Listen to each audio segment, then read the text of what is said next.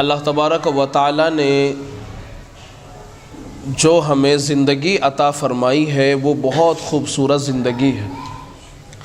یہ وہ زندگی ہے جس زندگی کے اندر انسان اپنی آخرت بنا بھی سکتا ہے اور بگاڑ بھی سکتا ہے۔ بنانا اور بگاڑنا یہ انسان کے اوپر ہے۔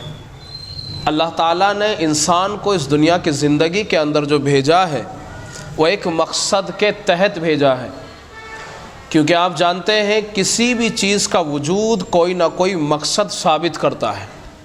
مثال کے طور پر اگر آپ کے اوپر پنکھا لگا ہوا ہے تو اس کا مقصد ہے، اور جب اس کا مقصد فوت ہو جائے گا لہٰذا آپ اس کو اٹھا کر کے کباڑے میں بیچ دیں گے۔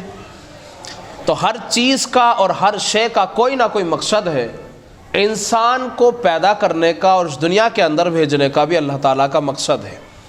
اللہ تعالیٰ نے جب اس کائنات کو بنایا، آسمانوں اور زمین کو بنایا، تو پھر اللہ تعالیٰ نے اس کو بنانے میں اللہ تعالیٰ نے ایام کو انتخاب کیا، دنوں کے اندر بنایا، اور پھر اللہ تعالیٰ نے اس میں مہینے رکھ دیے۔ چنانچہ قرآن مجید کے سورہ توبہ پارہ نمبر 10 کے اندر اللہ نے اس بات کو بیان فرمایا ہے کہ ان عدۃ الشہور عند اللہ 12 شہرا فی کتاب اللہ یوم خلق السماوات والارض۔ اللہ تعالیٰ نے آسمانوں اور زمین کی تخلیق جن دنوں میں کی ہے، پھر ان کو اللہ تعالیٰ نے 12 مہینوں میں تبدیل کر دیا۔ چنانچہ آج آپ دیکھیں تو آپ کے سامنے 12 مہینے ہیں۔ ایک کیلنڈر ہمارے سامنے شمسی ہے تو دوسرا کیلنڈر قمری ہے۔ آج کل ہماری زبان زد جو ہے اور ہمارے جو لکھنے میں زیادہ استعمال ہونے والا کیلنڈر ہے وہ کیلنڈر ہے ہمارا شمسی، یعنی عیسوی جو تاریخ ہے ہمارے یہاں، جس کو حضرت عیسیٰ علیہ السلام کی طرف منسوب کیا جاتا ہے، اور کہا جاتا ہے کہ عیسیٰ علیہ السلام کی پیدائش سے یہ ہمارا کیلنڈر چل رہا ہے۔ اس کو شمسی کیلنڈر کہتے ہیں جس کا تعلق سورج سے ہے۔ لیکن سورج میں اور قمری میں، یعنی قمری کیلنڈر میں اور شمسی کیلنڈر میں بڑا فرق ہے۔ عیسیٰ علیہ السلام سے پہلے جو حساب اور کتاب تھے وہ حساب اور کتاب زیادہ تر خاص طور پر پیغمبروں کا یا ان کے ماننے والوں کا جو تھا وہ کیلنڈر تھا ان کا قمری، یعنی چاند کے اعتبار سے۔ چنانچہ مسلمانوں کا بھی کیلنڈر قمری ہی ہے جس کو ہجری کہتے ہیں۔ تو نبی علیہ السلام کے بعد میں یہ پھر ہجری کیلنڈر ہوا، یعنی جب آپ نے مکے سے مدینہ منورہ ہجرت فرمائی تو یہ ہجری کیلنڈر بنا۔ اس سے پہلے شمسی کیلنڈر چل رہا تھا۔ آج بھی ہمارے یہاں شمسی کیلنڈر بہت زیادہ رائج ہے، سب تاریخیں اسی سے لکھی جاتی ہیں، لیکن ان دونوں میں بڑا واضح فرق ہے۔ میں اس کی اگر آپ کو ایک مثال دوں تو آپ کو بآسانی یہ مثال سمجھ میں آ سکتی ہے۔ ایک شمسی کیلنڈر ہے، ایک ہجری کیلنڈر ہے، قمری کیلنڈر ہے۔ آپ کوئی بھی دن دیکھیں، دونوں دنوں میں کوئی فرق نہیں کر سکتے۔ فرق اگر کرے گی کوئی تو آپ تاریخ سے کریں گے کہ آج فلاں تاریخ ہے فلاں دن ہے۔ لیکن اگر آپ دیکھیں کل بھی سورج نکلا ہوا تھا، ابھی بھی سورج نکلا ہوا ہے، کل بھی اتنا ہی بڑا سورج تھا، آج بھی اتنا ہی بڑا سورج ہے۔ تو یہ سورج کے گھٹنے اور بڑھنے میں اگر آپ فرق دیکھیں گے تو کوئی بھی دن ایسا نہیں دکھائی دے گا جس سورج میں آپ تھوڑی سی کمی اور گھٹا پن دیکھیں تو ایسا نہیں نظر آ سکتا۔ بلکہ جس بندے کو تاریخ یاد نہیں ہے، دن بھی یاد نہیں ہے، اس کے لیے دن متعین کرنا مشکل ہے۔ لیکن وہ ایک آدمی کہ جو چاند کے ذریعے سے تاریخ کا علم جانتا ہے یا نہ جانتا ہو، وہ کسی صحرا کے اندر ہو لیکن وہ یہ جانتا ہو کہ چاند اتنی تاریخ میں اتنا ہوتا ہے، اتنی میں اتنا ہوتا ہے، بآسانی حساب لگا سکتا ہے۔ چنانچہ آپ پہچان لیتے ہیں کہ چاند اتنا چھوٹا ہے، اس کا مطلب 1 تاریخ ہے یا 2 تاریخ ہے۔ تھوڑا سا بڑا ہوا تو 3 ہے یا 4 ہے۔ جب پورا ہونے لگا تو آپ سمجھ جاتے ہیں کہ 14 ہے یا 13 ہے یا پھر کتنا ہے، 15 16 ہے۔ یہ حساب آپ لگا لیتے ہیں۔ جب آپ کو گھٹنا ہوا نظر آتا ہے تو آپ اس سے بخوبی اندازہ لگا لیتے ہیں کہ اب چاند کی تاریخ اس کا مطلب آگے بڑھی اور 20 25 اور 26 کے درمیان پہنچ گئی۔ یہاں تک چاند جب غائب ہو جاتا ہے تو آپ بخوبی حساب لگا لیتے ہیں کہ چاند غائب ہو چکا ہے، اس کا مطلب یہ ہے کہ مہینہ ختم ہو چکا ہے۔ لوگ پہلے اسی طرح حساب لگایا کرتے تھے کہ بھی اب چاند کی اتنی تاریخ ہو سکتی ہے، اب چاند کی یہ تاریخ ہو سکتی ہے۔ اس کا مطلب یہ ہے کہ چاند کی تاریخ کے ذریعے سے آپ کو مہینے کا پہچاننا بہت آسان ہے۔ دوسری بات یہ کہ پچھلی شریعتوں کے اندر اللہ تعالیٰ نے جتنی بھی عبادات رکھی تھی وہ بھی چاند سے ہی تعلق رکھتی تھی، اور اللہ تعالیٰ نے اس امت کے اندر مسلمانوں کو جتنی بھی عبادات عطا فرمائی ہے ان کا تعلق بھی چاند ہی سے ہے۔ چنانچہ آپ دیکھیں، آپ کے سامنے جو مہینہ ہے وہ شعبان المعظم کا مہینہ ہے۔ کون سا مہینہ؟ شعبان المعظم کا مہینہ ہے، اور یہ مسلمانوں کا مہینہ ہے۔ یعنی ایک تو جنوری فروری ہوتے ہیں، دوسرے مسلمانوں کے محرم الحرام صفر المظفر، یہ جو 12 مہینے ہیں ان میں سے ایک مہینہ شعبان المعظم کا ہے۔ اب یہ جو مہینہ آپ کے سامنے ہے یہ لگ چکا ہے، اس کی 3 تاریخ ہے تقریباً آج 3 تاریخ ہے، شعبان المعظم کا مہینہ لگ چکا ہے۔ اس کا مطلب یہ ہے کہ رمضان قریب آ چکا ہے۔ چنانچہ نبی اکرم صلی اللہ علیہ وسلم نے اس موقع کے اوپر ایک دعا مانگی تھی رجب کے مہینے میں۔ جب رجب کا چاند دیکھا، رجب کا مہینہ آ گیا، تو اس وقت میں اللہ کے نبی علیہ السلام نے دعا مانگی اور یوں فرمایا، اللہم بارک لنا فی رجب و شعبان وبلغنا رمضان۔ اے اللہ تو ہمیں برکت عطا فرما رجب میں، شعبان میں، اور اللہ تو ہمیں رمضان المبارک تک پہنچا دے۔ چونکہ آپ جانتے ہیں رمضان المبارک تک بہت سارے لوگ ایسے ہیں کہ نہیں پہنچ پاتے، بلکہ اس دنیا سے پہلے ہی چلے جاتے ہیں۔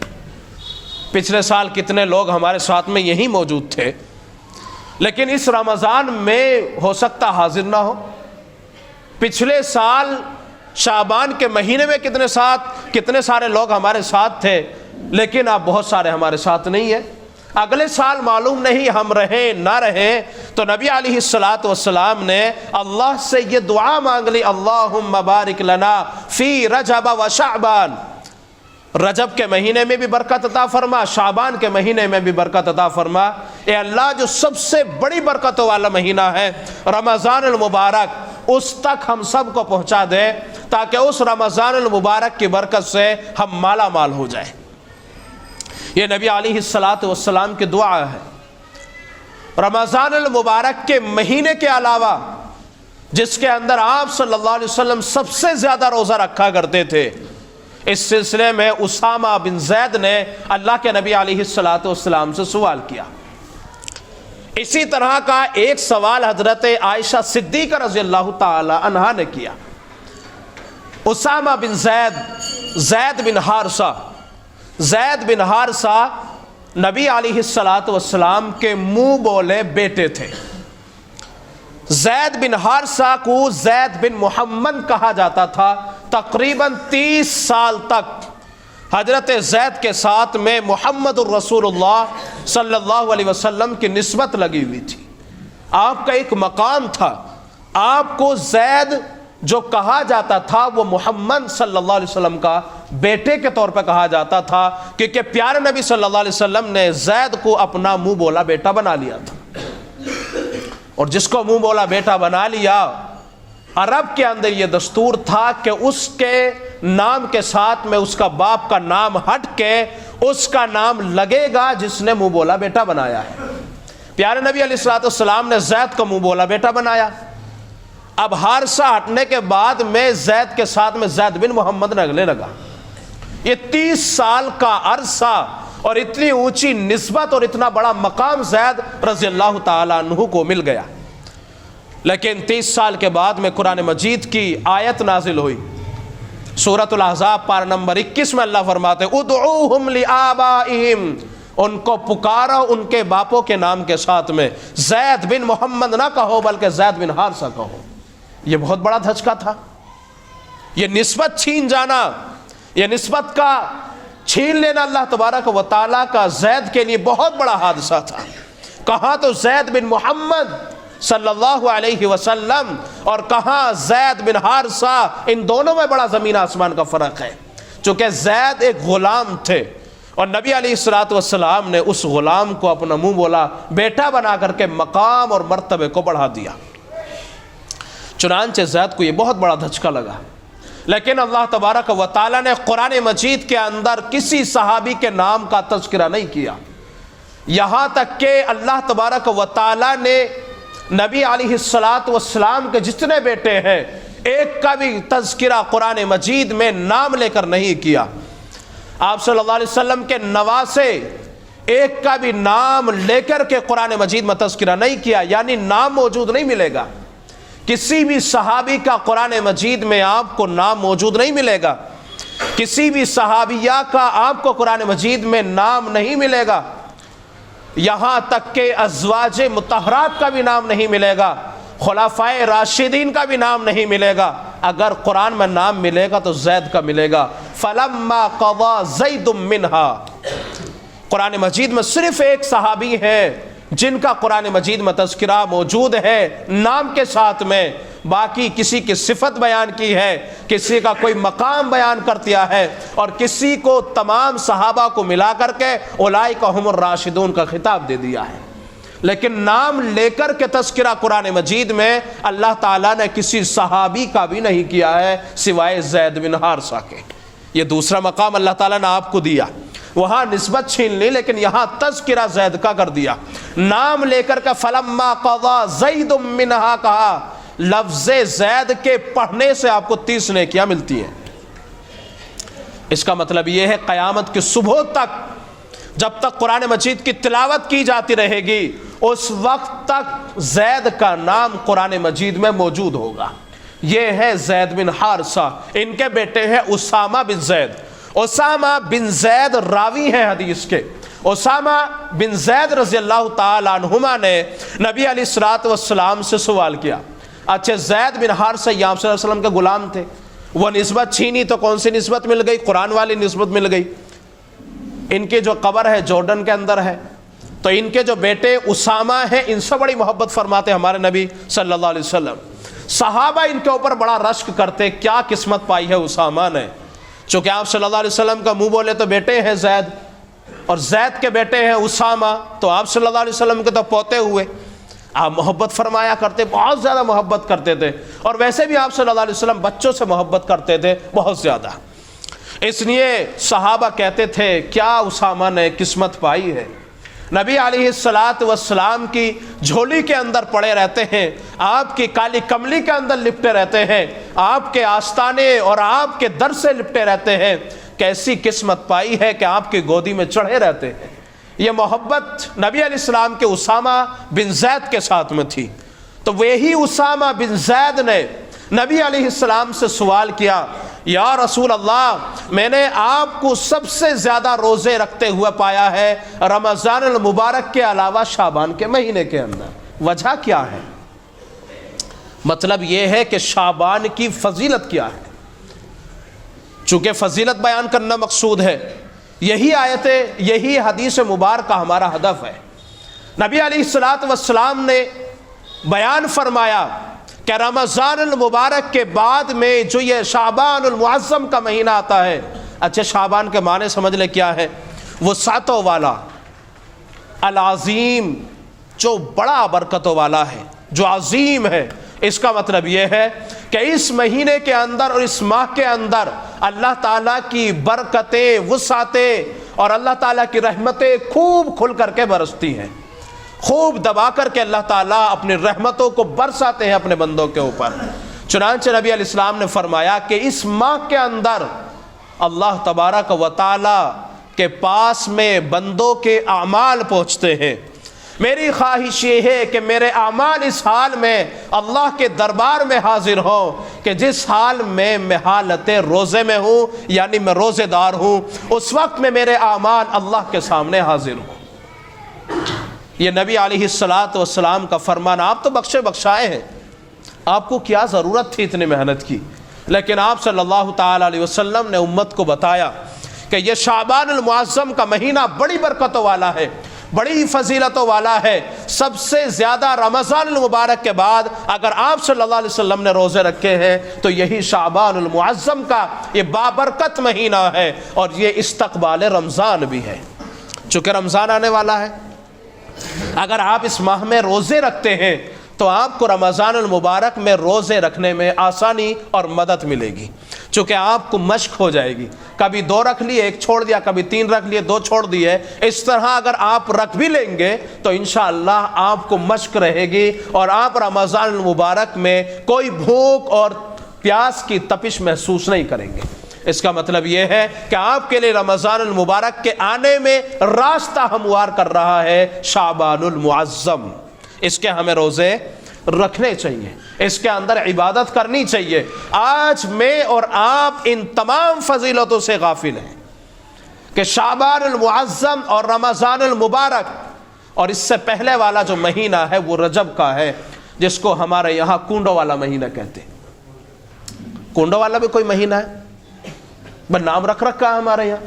اب جب آپ رمضان کے بعد جائیں گے، شوال کا مہینہ آئے گا تو اسے کہیں گے خالی کا مہینہ، مطلب اس میں کوئی کچھ پتہ نہیں کیا ہوتا نہیں ہے، کچھ بھی نہیں ہوتا جو کہتے ہیں۔ تو وہ شعبان کا مہینے کو کہتے ہیں خالی والا مہینہ، اور کبھی آگے چلیں گے تو چہلم والا۔ تو ہمارے یہاں تو اس طرح کے نام رکھ دیے گئے ہیں، یہ چاند والے مہینوں کے نام تبدیل کر کر کے یہ نام رکھ لیے گئے ہیں، حالانکہ اسلام سے ان مہینوں کا کوئی تعلق نہیں ہے، یہ نام ہمارے بنائے ہوئے ہیں۔ اور اگر آپ اسلامی مہینے دیکھیں تو اسلامی نقطۂ نظر سے مہینے یہ ہیں: محرم الحرام، سفر المظفر، یہ وہ مہینے ہیں جس کو آپ میں سے اور ہم میں سے اکثر کو رمضان کا مہینہ یاد ہوتا ہے، یا پھر کسی کسی کو رجب کا مہینہ یاد ہوتا ہے، یا پھر محرم کا مہینہ یاد ہوتا ہے۔ اس کا مطلب یہ ہے 12 میں سے 2-3 یاد ہوتے ہیں، باقی یاد نہیں ہوتے۔ یہ غلط فہمی ہے ہماری، ہمیں سارے مہینے یاد رکھنا چاہیے، اس کی فضیلتیں، اس کی برکتیں ہمارے ذہن میں ہونی چاہیے۔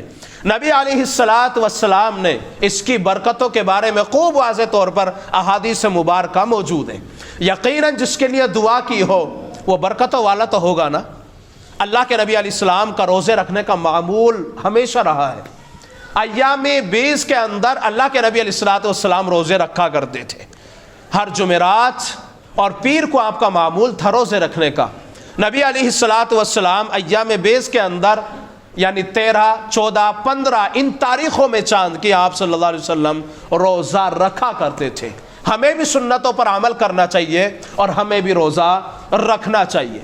نبی علیہ السلام کے معمولات اگر ہماری زندگی میں رہیں گے تو اللہ کی ذات سے امید ہے کہ اللہ ہمیں کامیابی سے ہمکنار فرمائیں گے۔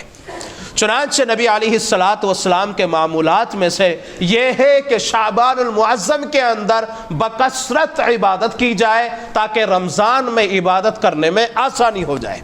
اس لیے اپنی عبادتوں کو بڑھایا جائے، اپنی عبادتوں میں اضافہ کیا جائے، تسبیحات، قرآن مجید کی تلاوت میں اضافہ کیا جائے۔ چنانچہ اس مہینے کے اندر تلاوت میں اضافہ کر دینا چاہیے تاکہ رمضان میں خوب عبادت اللہ تعالیٰ کی کر سکیں، چونکہ جب ہم بہت دنوں سے کوئی کام نہیں کر رہے ہوتے تو اس کی مشق نہیں ہوئی ہوتی ہمیں، اور اس کو مشق کرنے میں کئی روز نکل جاتے ہیں۔ اس کا مطلب یہ ہے جب رمضان المبارک میں ہم مشق کریں گے اس کی تو ہو سکتا ہے ایک عشرہ ہمارا یوں ہی نکل جائے، دوسرے عشرے میں ہمارے جانے کے بعد میں تھوڑی سی ہیبٹ بنے گی، اور پھر تیسرا عشرہ ہوگا جو ہمارا شاپنگ کرنے میں گزر جائے گا، اور ماہ رمضان المبارک ہمارے ہاتھوں سے یوں ہی گزر جائے گا۔ اس لیے اپنی عبادتوں میں اضافہ کریں، اپنے گھروں کے اندر خواتین کو اس بات کا حکم کریں کہ وہ بکثرت روزے رکھنے کا ابھی سے ہی موڈ بنا لیں، تلاوت کرنے کا شوق پیدا کر لیں، اللہ کے ذکر، اس کی تسبیحات میں اضافہ کر دیں، اور خیرات کرنے میں بھی اپنے ہاتھوں کو دراز کر دیں، اپنے دستوں کو آگے، اپنے ہاتھوں کو آگے بڑھا دیں تاکہ خوب خیرات کیا جا سکے، تاکہ رمضان المبارک میں اپنی زکوٰۃ، اپنے خیرات و صدقات میں جو اللہ تعالیٰ نے آپ کے اوپر متعین فرما دیے ہیں ان میں آپ کوتاہی نہ کریں، چونکہ ہمارے اوپر عبادات اللہ تبارک و تعالیٰ نے کچھ فرض قرار دے دی ہے، کچھ واجبات ہیں، کچھ نفل ہیں، کچھ مستحبات ہیں۔ ہمارا تو یہ ہونا چاہیے کہ ہم مستحبات تک عمل کریں، اللہ تعالیٰ کو جو اعمال پسند ہیں وہاں تک ہم آگے بڑھیں، وہاں تک پہنچنے کی کوشش کریں گے انشاءاللہ۔ ہاں، اپنی عبادتوں میں اضافہ کر دیں، چونکہ رمضان المبارک قریب آ چکا ہے۔ رمضان المبارک میں ذرہ برابر کوتاہی نہیں ہونی چاہیے۔ آپ جانتے ہیں جب ہم کوئی چیز تیار کرتے ہیں یا ہمیں کہیں جانا ہوتا ہے، اس کے جانے سے پہلے تیاریاں ہوتی ہیں۔ رمضان المبارک کا بابرکت مہینہ آنے والا ہے، ایسا بابرکت مہینہ اللہ تبارک و تعالیٰ نے ان 12 مہینوں کے اندر اتنی برکت والا مہینہ کوئی نہیں رکھا جتنا برکت والا مہینہ رمضان المبارک ہے۔ اس لیے ہمیں ابھی سے اپنی تیاریاں کرنی چاہیے اور تیاریوں کے اندر بڑھ چڑھ کے حصہ لینا چاہیے تاکہ راستہ ہموار ہو، عبادت کرنے میں سہولتیں پیدا ہو جائیں۔ کریں گے انشاءاللہ؟ کوشش کریں رمضان المبارک کے شعبان المعظم کے مہینے روزے رکھے جائیں، اور رمضان المبارک کے آنے سے 2 یا 3 دن پہلے روزہ رکھنا بند کر دے تاکہ دونوں روزوں کے درمیان میں تطبیق ہو جائے۔ کہیں ایسا نہ ہو شعبان کا روزہ آپ نے اخیر تک رکھا اور پھر رمضان کا بھی آ گیا تو پھر ان دونوں میں تطبیق کرنا مشکل ہوگا، اس لیے 1-2 روز پہلے اپنا روزہ رکھنا بند کر دیں تاکہ دونوں میں تطبیق ہو سکے اور اس کے اندر آپ کچھ تیاری کر سکے۔ رمضان المبارک کے مہینے کے اندر جو چیزوں کی ضرورت ہے ان چیزوں کو آپ پہلے لا کر کے رکھ سکے۔ کوشش یہ کریں کہ مہینے کا راشن تقریباً آپ کے پاس میں ہونا چاہیے تاکہ آپ کو بار بار مارکیٹ کے چکر نہ لگانے پڑے، عبادات میں خلل واقع نہ ہو۔ اس لیے ابھی سے اپنی سوچ، اپنی فکر اور اپنی تفکرات آدمی کو چینج کر دینا چاہیے، بدل دینا چاہیے۔ اللہ مجھے آپ کو ان تمام باتوں پر عمل کرنے کی توفیق عطا فرمائے۔ وآخر دعوانا ان الحمدللہ رب العالمین۔